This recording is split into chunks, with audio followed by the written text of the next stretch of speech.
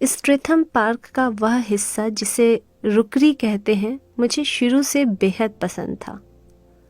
रुकरी एक वक्त में किसी रोमांटिक अंग्रेज लॉर्ड ने अपनी प्रेयसी बीवी को तोहफे में दिया था, जो एक खूबसूरत बगीचा है जिसमें बहुत कलात्मक ढंग से हर मौसम में फ़र्क किस्म के फूल खिलाए जाते हैं।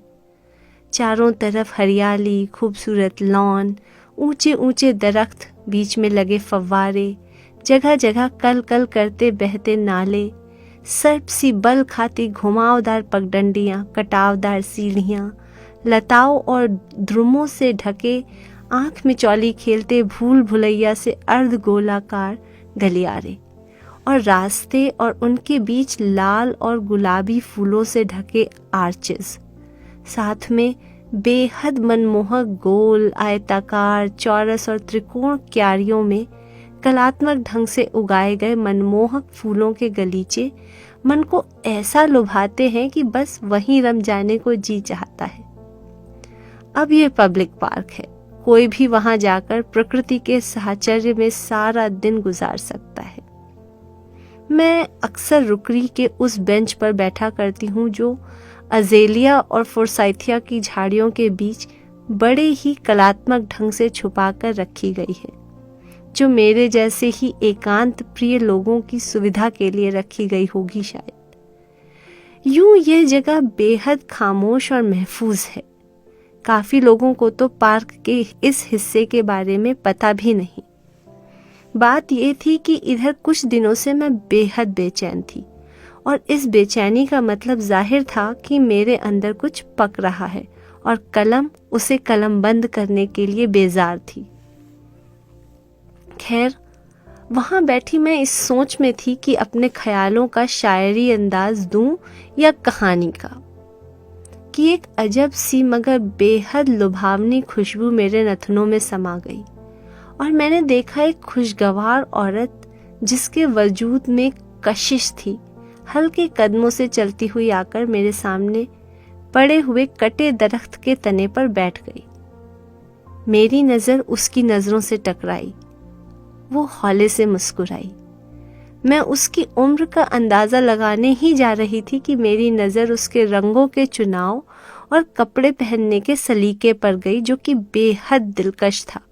उसके बाल कटे हुए थे, उसकी नाजुक उंगलियों के नाखून रंगे हुए थे, जो उसके वजूद को और भी खुशगवार बना रहे थे।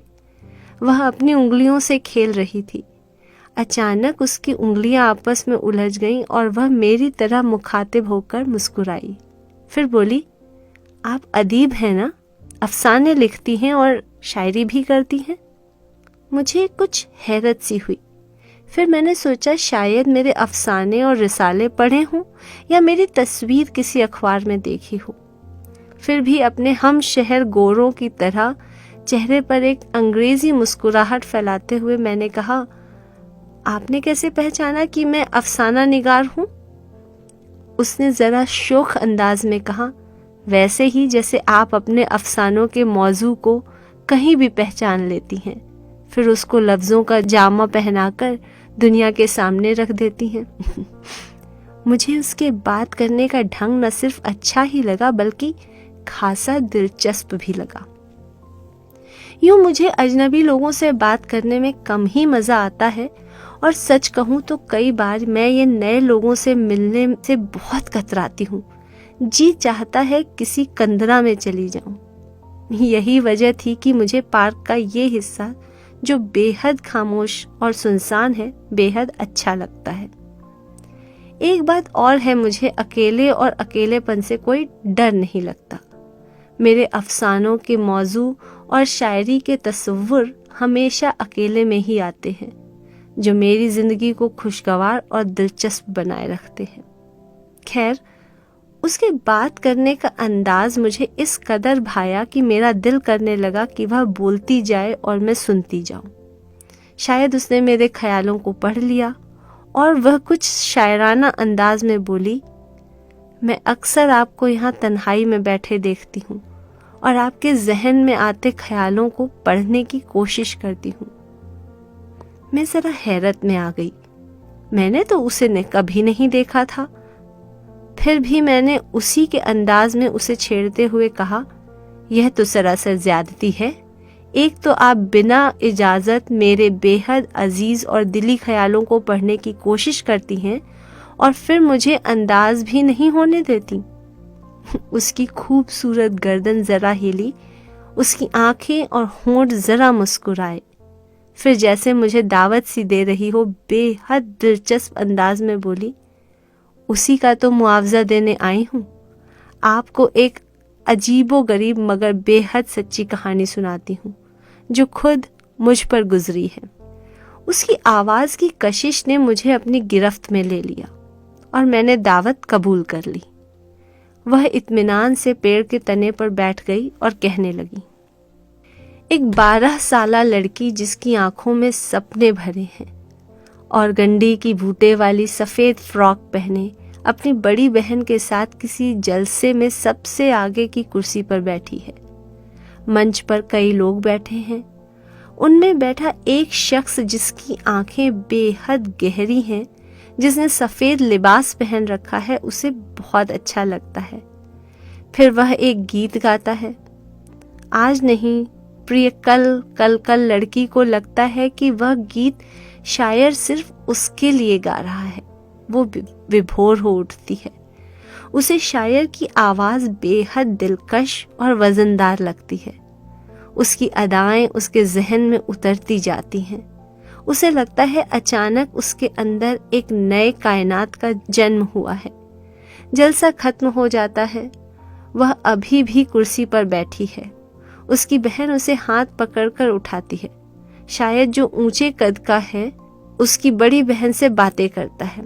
अचानक उसने उसकी मौजूदगी का एहसास किया और उसके रुखसार को छूते हुए बोला, बड़ी प्यारी बच्ची है, और थोड़ा सा झुककर उसकी ओर मुखातिब होकर पूछता है, आपको हमारी गजल पसंद आई? उस 12 साला लड़की के अंदर कुछ होता है। उसका तन बदन झंझना उठता है। वह शर्माकर अपनी बहन के दुपट्टे को जोर से खींचती है। एक खुशबू, अजब सी खुशबू उसके जहन को सराबोर कर उसमें समा जाती है। लड़की की सपनीली आंखें और सपनीली हो जाती हैं। शायर, शायरी, तसव्वुर, ख्याल, ख्वाब उस लड़की की जिंदगी के तमाम पहलू बन जाते हैं। वक्त वक्त पर उसके जहन में ढेरों सवाल उठते हैं। जिंदगी की तेज रफ्तार उन्हें हवा में उछाल देती है। उधर जल्द ही बड़ी बहन का ब्याह हो जाता है और वह अपने शौहर के साथ चली जाती है। फिर ये 12 साला लड़की अकेली रह जाती है। स्कूल, पढ़ाई, खेल कूद में जिंदगी भागती जाती है। उस दिन जब बड़ी आपा घर आई, बोली, अब्बू आपके ब्याह की बात कर रहे हैं, कोई है तो बता दीजिए। वह क्या बताए, उसे आज तक कोई पसंद ही नहीं आया। फिर उसने सोचा, कोई पसंद तो है, पर है कौन, कहाँ है, क्या नाम है उसका? वो खुशबू, वो छुअन, वो तन बदन में उठती झंझनाहट। नहीं नहीं, उसे शादी नहीं करनी है। शायद एक दिन वह उसे मिल जाएगा। उसे इंतजार करना है, उस खुशबू का, उस छुअन का, उस झंझनाहट का, उस सपने का। और उसने बड़ी आपा से कहा कि उसे शादी नहीं करनी है, वो और पढ़ना चाहती है। अब्बू ने थोड़ी नाराजगी के बाद उसकी बात मान ली और वह कॉलेज में दाखिल हो गई। और फिर वह उसे उन तमाम चेहरों में ढूंढती रही जो उसके आसपास थे। वह नहीं मिला, वो खुशबू नहीं मिली, वो गीत नहीं मिला। उन तमाम लोगों की कोशिशें बेकार हो गईं जो उसके आसपास थे। कोई उसे लुभा न सका या कोई उसे पसंद नहीं आया। एक दिन तंग आकर अब्बू ने उसका ब्याह अपनी पसंद के एक खूबसूरत और नेकदिल नौजवान से करा दिया। उसका विलायत में मकानों के खरीद फरोख्त का कारोबार था। उसके खाविंद ने उसे पहली नजर में ही पसंद कर लिया और उसकी नेक नियति, मासूमियत और पाकीज़गी पर फिदा हो गया। जल्द ही वह अपने खाविंद के साथ विलायत आ गई। नया मुल्क, नए तौर तरीके, बिल्कुल नई दुनिया। खुद को संभालने में उसे काफी वक्त लगा। साथ ही उसे अपने तमाम फरायाज का इल्म भी था। एक दिन उसने एक खासे वक्त में अपने खाविंद से पूछा, क्या आप वही शख्स हैं जिसका मुझे इंतजार था? उसका खाविंद उसकी मासूमियत पर निसार होता हुआ बोला, हो सकता है और नहीं भी हो सकता है। ख्वाब ख्वाब होते हैं और हकीकत हकीकत होती है। आप नाजुक ख्यालों की मलिका हैं, शायराना दिल रखती हैं और मैं उसकी कदर करता हूँ। उसने खुदा से दुआ की और अपने नेक और कदरदान खाविंद के लिए यूं जिंदगी चलती रही। दिन और साल निकलते रहे। इसी बीच उसके 2 खूबसूरत बच्चे हुए। वह बच्चों की परवरिश में मसरूफ हो गई, पर उसके ख्वाब, उसके तसव्वुर उसकी आंखों में जवां रहे। वह खुशबू, वो आवाज उसके जहन में जब तब बांसुरी बजाती रही। उसका इंतजार कभी ना खत्म हुआ। इसी तरह एक लंबा अरसा गुजर गया। उसके बच्चों की शादियां हो गईं और वो अपने जोड़ों के साथ अपने अपने घोंसलों में रहने चले गए।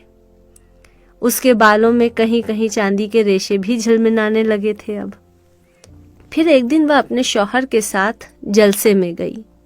वह सबसे आगे कुर्सी पर अपने खाविंद के साथ सफेद बूटे वाली साड़ी पहने बैठी है। मंच पर बहुत से शायर बैठे हैं। वह गजल सुन रही है, गीत सुन रही है।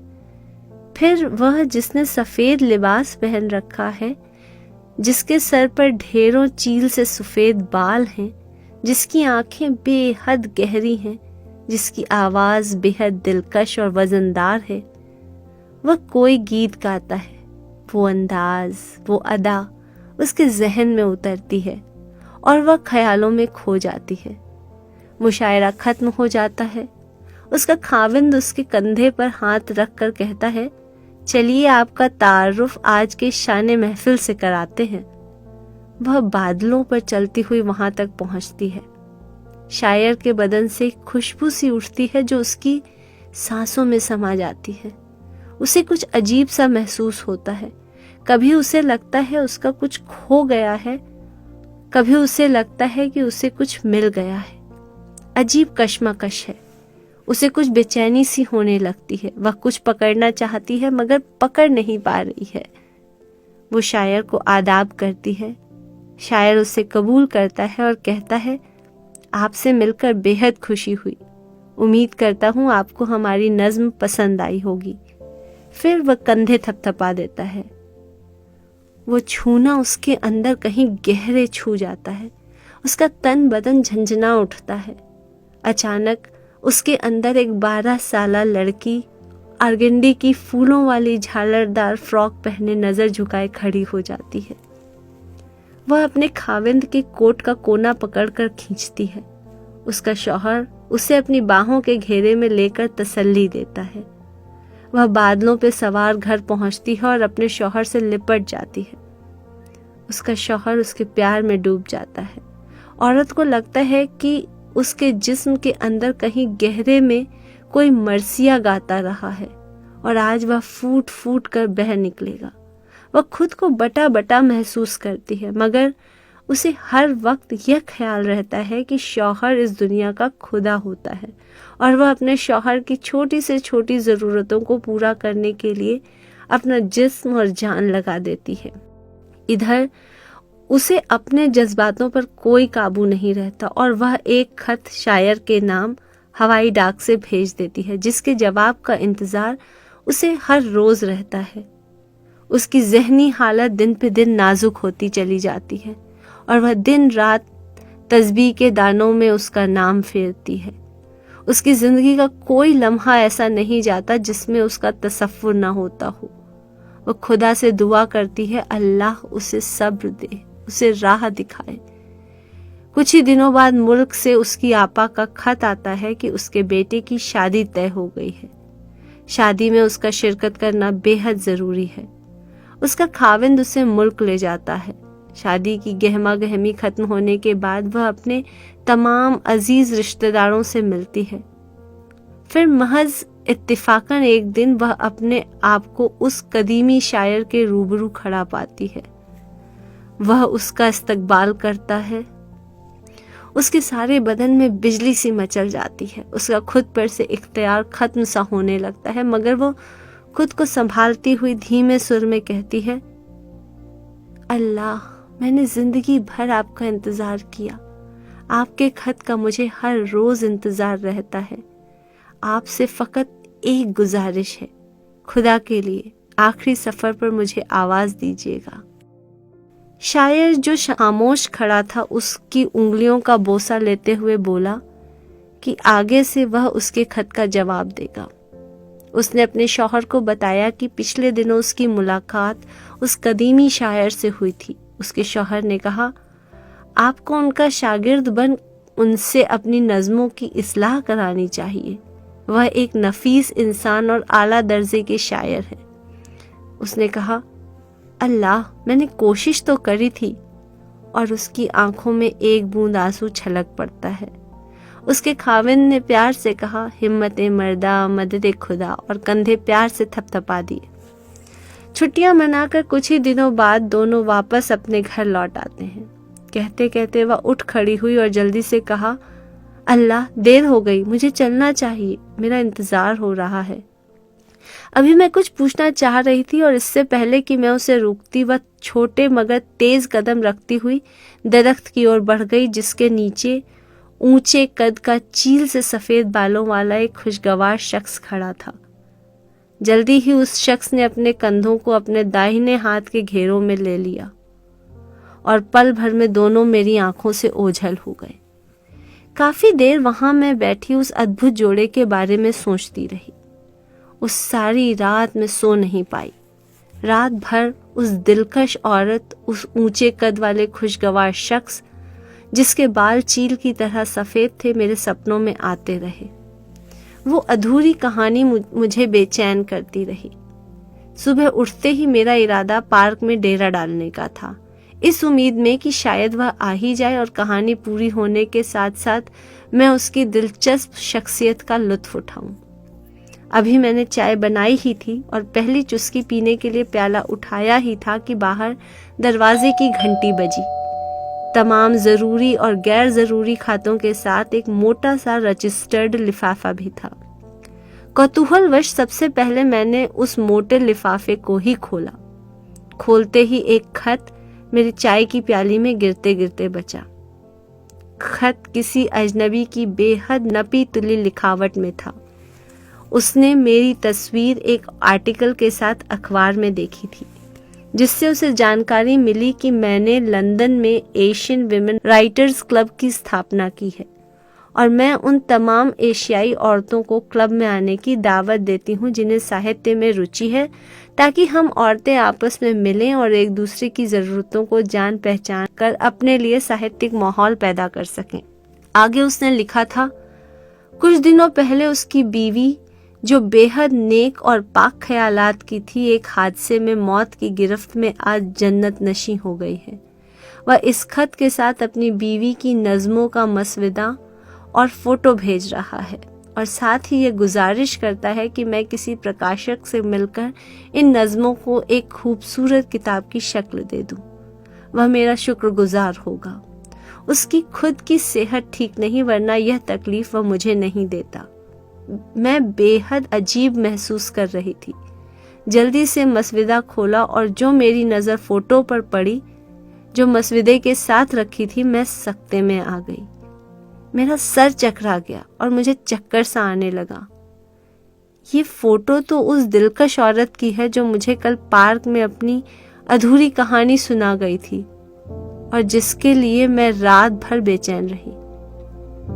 और वो ऊंचे कद का चील से सफेद बालों वाला शख्स जो उसका इंतजार दरख्तों के नीचे कर रहा था, वो कौन था? गाथा, रूह वही, रूप नया।